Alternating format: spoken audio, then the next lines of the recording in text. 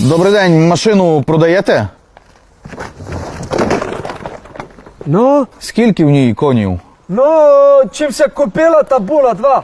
А поки ми построїли хлів, то більше з мене держали в ній коні. Уже, Та ні, двигатель, скільки лошадок має? Ні, такого не маю. То було, в іномарках буде. Прикинь, що же Fiat. А то що, титанові диски у вас? Та бо мене з такої сім'ї мост багатої. Чули сте, не сесь прикол? Це моя племянниця, але там на другій сідушці се родила. То я скоро просто затормозив. Мінуси по машині є якісь? Мінуси є, вона не сімейна. 15 чоловік максимум стає, і то 40 айпес. А чого продаєте? Ревнує. Жона? Кобила. Давайте, що за неї хочете? Я не буду нагліти, $8,000 буде нормально. Ви що, гоните? 300 баксів максимум за це корито. То до 300.